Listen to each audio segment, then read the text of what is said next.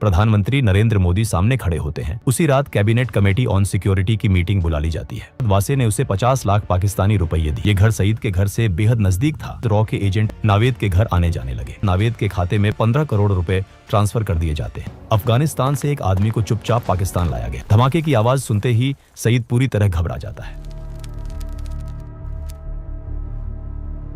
नवंबर 2019 में प्रधानमंत्री आवास के बाहर सुरक्षा असाधारण रूप से कड़ी थी। आधी रात को एक गाड़ी अंदर दाखिल होती है। गाड़ी से उतरते हैं रॉ चीफ सामंत गोयल। उनके हाथ में एक मोटी फाइल होती है जिस पर लाल अक्षरों में लिखा होता है कॉन्फिडेंशियल। करीब 15 मिनट इंतजार के बाद कमरे का दरवाजा खुलता है। प्रधानमंत्री नरेंद्र मोदी सामने खड़े होते हैं और पूछते हैं कि इतनी रात को आने की क्या जरूरत पड़ गई। सामंत गोयल कहते हैं, सर, हमने हाफिज सईद को ढूंढ लिया है। हफीज सईद 26 नवंबर का मास्टरमाइंड जिसके वजह से मुंबई में की मासूम लोग मारे गए थे। हफीज सईद का नाम सुनकर प्रधानमंत्री ने तुरंत एक मीटिंग बुलाई। उसी रात कैबिनेट कमेटी ऑन सिक्योरिटी की मीटिंग बुला ली जाती है।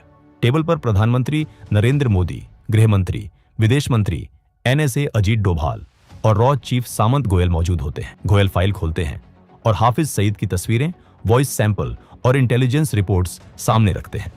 वो बताते हैं कि अब UN में गुहार लगाने या अमेरिका से पाकिस्तान पर दबाव बनाने का समय निकल चुका है। अब भारत को खुद ऑपरेशन करना होगा। जैसे ही ऑपरेशन शब्द सुनाई देता है, प्रधानमंत्री पूछते हैं कि ऑपरेशन से उनका क्या मतलब है। गोयल साफ शब्दों में जवाब देते हैं कि हाफिज सईद को पाकिस्तान में उसके ISI आकाओं के सामने मौत के घाट उतारा जाएगा। मीटिंग में बैठे अजीत डोभाल कुछ पल सोचते हैं और फिर कहते हैं कि सईद को मारने का इससे बेहतर मौका शायद दोबारा नहीं मिलेगा। ये कहते हुए वो प्रधानमंत्री की ओर देखते हैं और हल्के से सिर हिला देते हैं। कमरे में फिर सन्नाटा छा जाता है। कुछ सेकंड बाद प्रधानमंत्री मोदी कहते हैं कि ऑपरेशन को आगे बढ़ाया जाए। इसी पल 26/11 के बाद पहली बार एक अधूरी कसम ने आकार लेना शुरू किया। इसी कसम का नाम था ऑपरेशन अलविदा। रॉ के पास सिर्फ एक ठोस जानकारी थी, हफीज सईद की लोकेशन। लेकिन यही जानकारी सबसे बड़ी चुनौती भी थी। सईद को पाकिस्तान की जमीन पर जाकर खत्म करना आसान नहीं था। वो लाहौर के पॉश इलाके जोहार टाउन में रहता था, जहां उसकी सुरक्षा किसी किले से कम नहीं थी। 24 घंटे पाकिस्तान पुलिस की तैनाती, CCTV निगरानी और सीमित आवाजाही। सईद के घर तक पहुंचना लगभग नामुमकिन था। सीधे ऑपरेशन का मतलब था अंतर्राष्ट्रीय संकट। रॉ को समझ आ गया था कि अगर सीधा वार संभव नहीं है तो रास्ता अंदर से बनाना होगा। इसके लिए जरूरी था सईद के घर के बेहद पास एक सुरक्षित और भरोसेमंद लोकल बेस। ऐसा ठिकाना जो शक के दायरे में न आए लेकिन हर गतिविधि पर नजर रख सके। कहानी यहीं से एक अलग मोड़ लेती है। दिसंबर 2019, दुबई। नावेद नाम का एक पाकिस्तानी नागरिक पिछले 6 महीनों से दुबई की एक जेल में बंद था। वजह मामूली थी, एक छोटी सी चोरी। नावेद एक आम आदमी था, कोई आतंकी नहीं, कोई एजेंट नहीं। एक दिन अचानक जेल के दरवाजे खुले। नावेद को बेल मिल गई थी। बेल कराने वाला आदमी था वासे। जेल से बाहर निकलते ही नावेद ने हैरानी में पूछा कि उसने उसकी मदद क्यों की। वासे ने कहा, मुझे तुम्हारी जरूरत है। उसने बताया कि उसका कारोबार पाकिस्तान और दुबई दोनों जगह फैला है और उसे एक भरोसेमंद पार्टनर चाहिए। नावेद उलझन में था। वो जानता था कि ये ऑफर असामान्य है, लेकिन पैसों की सख्त जरूरत ने उसकी शंकाओं को दबा दिया। कुछ ही समय बाद वासे ने उसे 50 लाख पाकिस्तानी रुपये दिए। ये रकम नावेद के लिए जिंदगी बदल देने वाली थी। कुछ महीनों बाद नावेद पाकिस्तान लौट आया। यहीं से रॉ की योजना जमीन पर उतरने लगी। एक दिन वासे का फोन आया। निर्देश साफ थे, लाहौर के जौहर टाउन में एक घर किराए पर लेना है। नावेद ने बिना सवाल किए हाउस नंबर 120 किराए पर ले लिया। ये घर सईद के घर से बेहद नजदीक था, इतनी नजदीक कि वहां से उसकी गतिविधियों पर नजर रखना संभव हो सके। नावेद को यह नहीं बताया गया था कि वासे असल में कौन है। सच्चाई ये थी कि वासे रॉ का एजेंट था।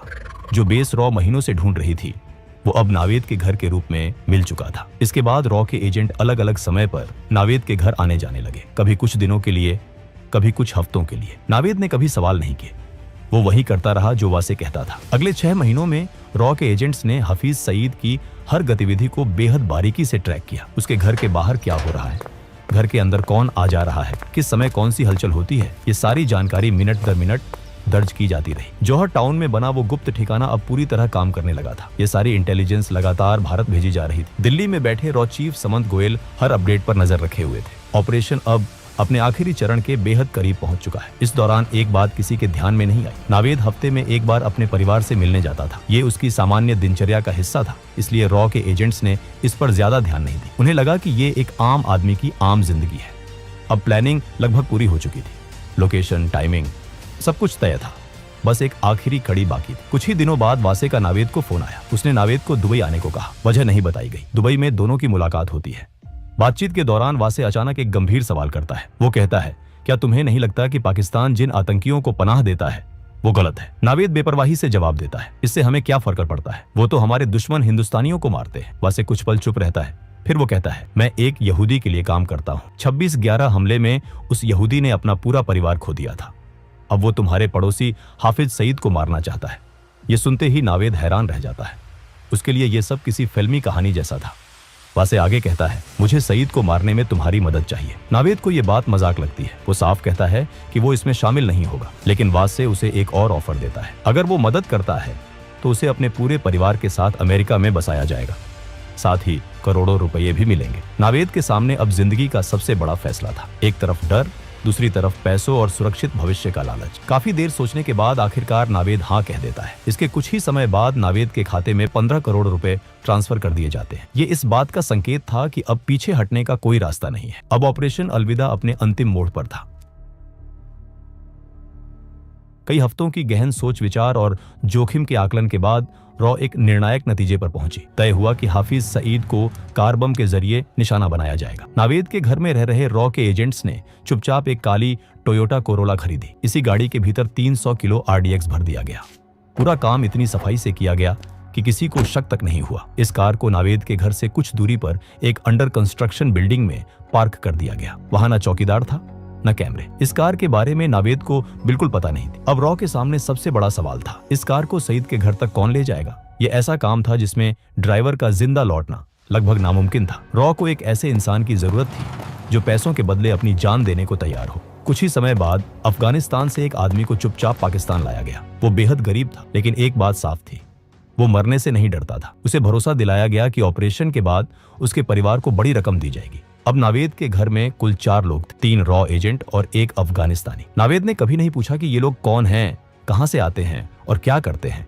वो वही करता रहा जो उसे वासे कहता था। रॉ का प्लान अब तक बिना किसी रुकावट के आगे बढ़ रहा था, लेकिन हर ऑपरेशन में एक ऐसा पल आता है जहां सब कुछ अचानक बदल जाता है। 13 मई 2021 वासे, जो इस पूरे नेटवर्क की सबसे अहम कड़ी था, नई दिल्ली में अपने परिवार के साथ ईद मनाने आया हुआ था। त्योहार के बाद वो अगले ही दिन दुबई लौटने के लिए घर से निकलता है। रास्ते में अचानक उसे चक्कर आता है। वो संभल नहीं पाता और जमीन पर गिर पड़ता है। तुरंत उसे अस्पताल ले जाया जाता है। शुरुआती जांच में डॉक्टरों को पता चलता है कि वो कई दिनों से तेज बुखार से पीड़ित था। कोविड टेस्ट कराया जाता है, रिपोर्ट पॉजिटिव आती है। हालत तेजी से बिगड़ती है और वासे को ICU में शिफ्ट कर दिया जाता है। अगले 2 दिन वो जिंदगी और मौत के बीच जूझता रहता है। आखिरकार रॉ का ये जाबाज और बेहद अहम एजेंट दुनिया को हमेशा के लिए अलविदा कह देता है। जैसे ही ये खबर रॉ हेडक्वार्टर्स पहुंचती है, वहां भूचाल आ जाता है। वैसे सिर्फ एक एजेंट नहीं था, वही नावेद को संभालता था। उसकी मौत का मतलब था कि पूरा ऑपरेशन फेल।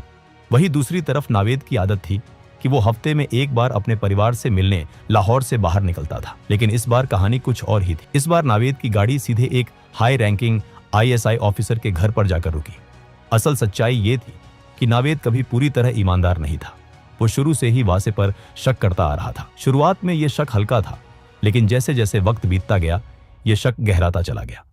और जिस दिन वासे ने उसके सामने हफीज सईद को मारने की बात कही, उसी दिन नावेद का शक यकीन में बदल गया। नावेद समझ चुका था कि वो किसी बेहद खतरनाक खेल का हिस्सा बन चुका है। इसी जानकारी को वो चुपचाप पाकिस्तानी एजेंसियों तक पहुंचा देता है। ये खबर बेहद सेंसिटिव थी और इसके असर तुरंत दिखने लगे। रॉ तक जैसे ही ये इनपुट पहुंचता है, हालात पल भर में बदल जाते हैं। एजेंसी बिना एक पल गवाए आदेश देती है कि जौहर टाउन वाले घर से सभी एजेंट्स को तुरंत निकाल लिया जाए। कुछ ही घंटों में वो घर खाली कर दिया जाता है। इसके बाद ISI के लोग उस इलाके की छानबीन करती है, लेकिन उनके हाथ कोई ठोस सबूत नहीं लगता। अब रॉ के सामने सबसे बड़ी दुविधा खड़ी हो जाती है। महीनों की मेहनत, रिस्क और तैयारी, सब कुछ दांव पर लगा था।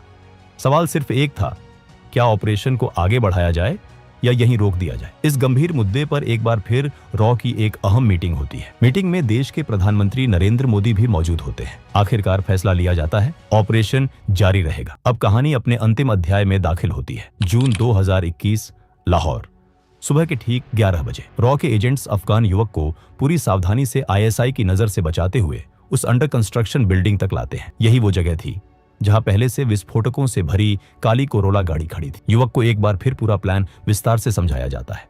कहाँ जाना है, कितनी दूरी है और क्या करना है, सब कुछ। युवक शांत था, उसे पता था कि वो वापस नहीं लौटेगा। कुछ देर बाद काले रंग की कोरोला गाड़ी आगे बढ़ती है। गाड़ी के अंदर 300 किलो विस्फोटक भरा होता है। कार तेज रफ्तार में सड़क पर दौड़ने लगती है और हाफिज सईद के घर के पास पहुंचती है। सईद के घर से कुछ ही दूरी पहले एक चेक पोस्ट बना हुआ था। वहां खड़े पुलिसकर्मी रोज की तरह ड्यूटी पर थे। अचानक उनकी नजर एक तेज रफ्तार से आती काली कार पर पड़ती है। गाड़ी की रफ्तार सामान्य नहीं थी। पुलिसकर्मी तुरंत हाथ उठाकर गाड़ी को रोकने का इशारा करते हैं, लेकिन इससे पहले कि वो कुछ समझ पाते गाड़ी सीधे बैरिकेड से टकरा जाती है और अगले ही पल एक जोरदार धमाका होता है। धमाके की आवाज पूरे जौहर टाउन में गूंज जाती है। आग और धुएं का गुबार आसमान में उठता है। धमाके की ताकत इतनी ज्यादा होती है कि हाफिज सईद के घर की एंट्रेंस, लोहे का गेट और सामने का ढांचा पूरी तरह उड़ जाता है। जो इंसान सालों से भारत में मासूम लोगों की जान लेता आया था, उसी के घर आज मौत दस्तक दे चुकी थी। धमाके की आवाज सुनते ही सईद पूरी तरह घबरा जाता है। उसे समझ नहीं आता कि क्या हो रहा है। डर के मारे वो अपने घर के अंदर सोफे के नीचे छुप जाता है। उसका शरीर कांप रहा होता है। पहली बार उसे एहसास होता है कि खतरा अब सिर्फ भारत तक सीमित नहीं है। हालांकि इस धमाके में सईद बच जाता है और इसी वजह से ऑपरेशन अलविदा अपने अंतिम उद्देश्य में पूरी तरह सफल नहीं हो पाता। लेकिन इस नाकामयाबी के बावजूद एक बात बिल्कुल साफ हो जाती है। सईद अब ये समझ चुका होता है कि वो रॉ से बच नहीं सकता। इस घटना के बाद पाकिस्तान में बैठे छोटे बड़े सभी आतंकियों तक एक साफ संदेश पहुंच जाता है। संदेश में कोई शब्द नहीं होते, लेकिन मतलब बिल्कुल साफ होता है। ये नया भारत है। नया भारत जो सिर्फ चेतावनी नहीं देता, नया भारत जो दुश्मन के घर में भी घुस सकता है और चुन चुन कर वार करने की ताकत रखता है। ऑपरेशन अलविदा भले ही अपने लक्ष्य को पूरी तरह हासिल न कर पाया हो, लेकिन उसने पाकिस्तान में बैठे आतंकियों की रूह कंपा दी। अब वो जान चुके थे कि सीमाएं सुरक्षा की गारंटी नहीं है। दोस्तों, ऑपरेशन अलविदा पर आपकी क्या राय है, हमें कमेंट में जरूर बताइए। अगर वीडियो आपको पसंद आया हो तो इसे ज्यादा से ज्यादा शेयर करें, वीडियो को लाइक करें और चैनल को सब्सक्राइब करना न भूलें।